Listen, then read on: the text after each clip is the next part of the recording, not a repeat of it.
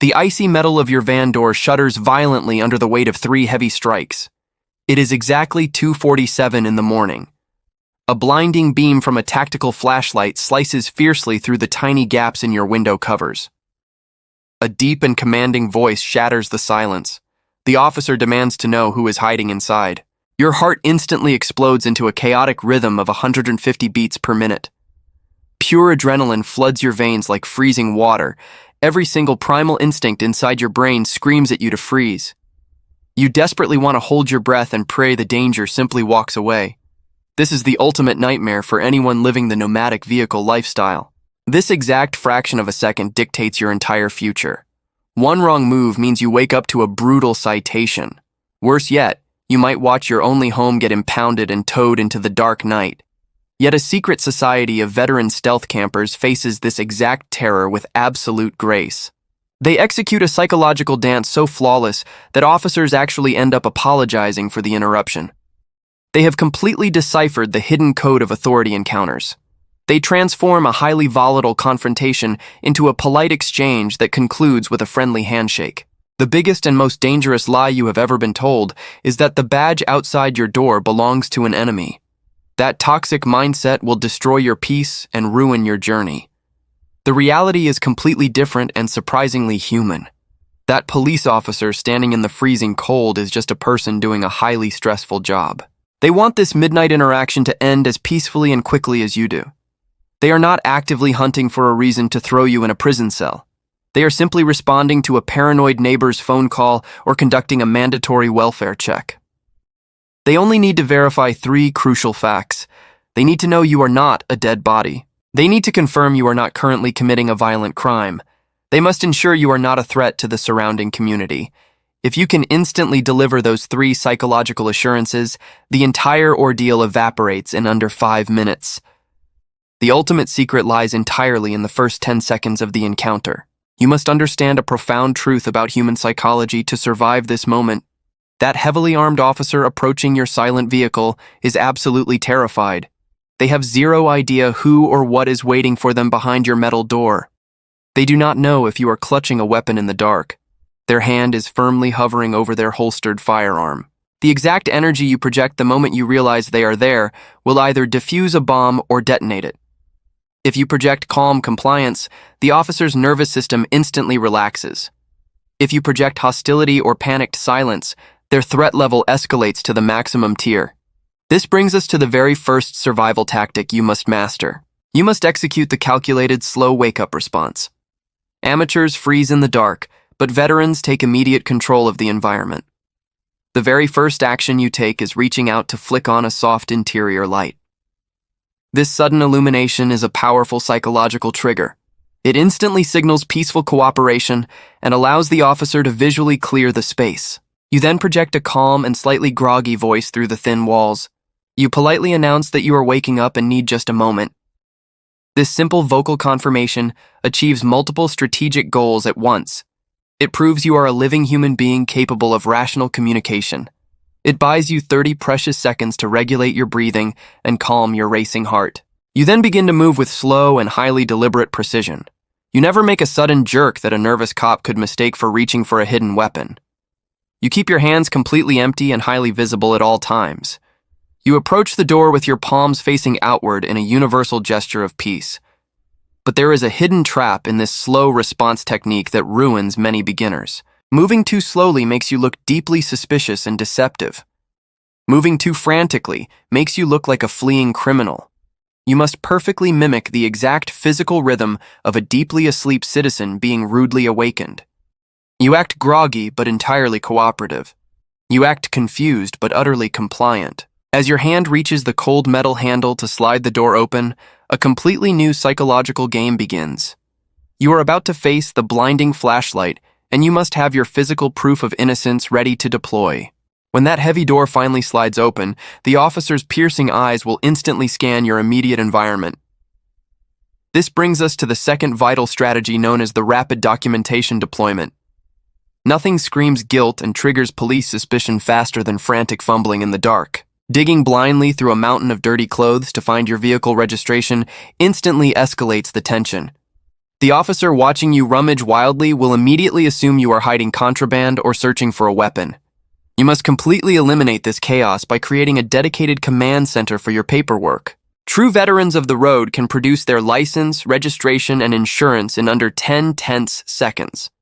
They keep a single, highly organized envelope clipped directly to the sun visor or resting safely at the top of the center console. When the officer makes the inevitable request for your identification, your hand moves smoothly and predictably to retrieve it. This simple act of organized preparation broadcasts a remarkably powerful subconscious message. It loudly declares that you are a highly responsible citizen who has absolutely nothing to hide. But there is a dark and hidden psychological secret about this paperwork that novices completely overlook. Your documents must paint a flawless portrait of a stable life, firmly rooted in modern society. Having a physical mailing address clearly printed on those cards is your ultimate shield of legitimacy. It truly does not matter if you use a post office box, a family member's spare bedroom address, or even a local shelter's front desk. When your driver's license perfectly matches your vehicle registration and your insurance policy, the officer sees a functional member of society. Your paperwork silently defends your character long before you ever utter a single spoken word. Once those documents are handed over, the dreaded verbal interrogation phase officially begins. This is exactly where the third critical survival skill comes into play to save you from disaster. You must flawlessly employ the tactical communication script. The absolute biggest mistake you can make while staring blindly into a flashlight beam is trying to improvise your answers. Fear and surging adrenaline will twist your words and make you sound incredibly deceptive and nervous. Survivors of the street never make up their answers on the spot. They have carefully rehearsed responses locked and loaded for every single question an officer will predictably ask. When the cop interrogates you about why you are parked in this dark lot, your answer must immediately frame you as a responsible driver. You calmly state that you were traveling late and became too dangerously exhausted to continue driving safely. You explain that you pulled over simply to rest your eyes and prevent a tragic highway accident. This brilliant psychological pivot instantly rebrands you from a vagrant loitering in a neighborhood to a responsible citizen prioritizing public safety. When they inevitably probe deeper and ask if you actually live full-time inside the vehicle, you must deploy a truthful but carefully constructed deflection. You politely inform them that you are currently between permanent places or traveling extensively for your demanding career. If they aggressively ask how long you have been parked in that exact spot, your answer is always a vague mention of just a few short hours. You must never confess to sleeping in the exact same location for multiple consecutive nights. But this powerful verbal judo only works if you deliver the lines with absolute conversational grace. If you sound like a terrified robot reciting a practiced legal defense, you will instantly trigger their built-in lie detector. You must maintain steady, respectful eye contact and let the words flow with a sleepy yet genuine sincerity. While your carefully chosen words are systematically disarming the officer's suspicions, they are also unconsciously judging the terrifying reality of your physical surroundings. The shocking truth is that the visual condition of your hidden sanctuary will instantly convict you or completely set you free. The moment that heavy door slides open, the officer's piercing eyes dart past your face to violently scan the tiny space behind you. This rapid visual assessment dictates their entire level of aggression for the rest of the night. A chaotic disaster zone of scattered clothes and loose trash screams mental instability and potential criminality. However, a perfectly organized and pristine space instantly disarms their deepest subconscious fears. Your sleeping area must closely resemble a tidy, minimalist bedroom, absolutely never a desperate animal's nest. Blankets must be precisely folded, and all personal items must be locked securely away in hidden containers. The absolute worst, life-destroying mistake you can make is leaving empty alcohol bottles or suspicious items anywhere in plain sight. But true survivalists know a brilliant psychological illusion that completely manipulates this visual judgment.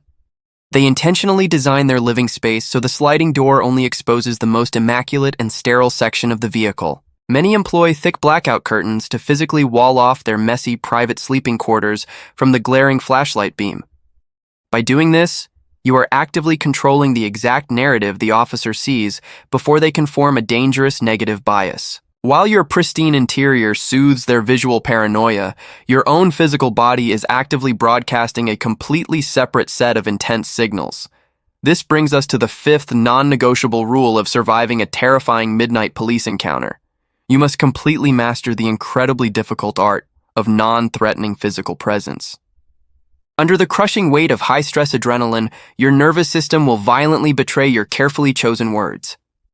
Crossing your arms tightly across your chest instantly registers as hostile defiance to a highly trained cop.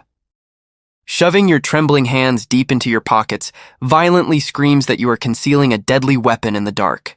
Nervous pacing or frantic fidgeting makes you look like a highly unpredictable criminal under the influence of illicit substances. You must ruthlessly force your body to project an aura of total relaxation while your internal alarms are screaming for you to run. Keep your empty hands clearly visible at all times, letting them rest naturally and loosely at your sides.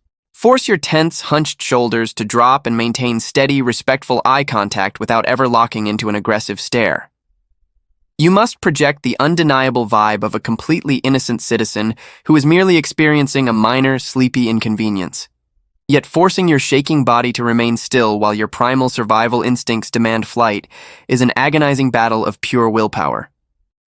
Veterans do not magically possess nerves of steel. They relentlessly train their physical reactions long before the terrifying knock ever happens. They practice tactical breathing exercises the very second they hear those 3 sudden raps on the cold metal door. Taking 3 incredibly slow and deep breaths actively forces the plunging heart rate to stabilize before the confrontation even begins. But projecting physical calm is only half the battlefield when the officer suddenly demands to tear apart your hidden sanctuary.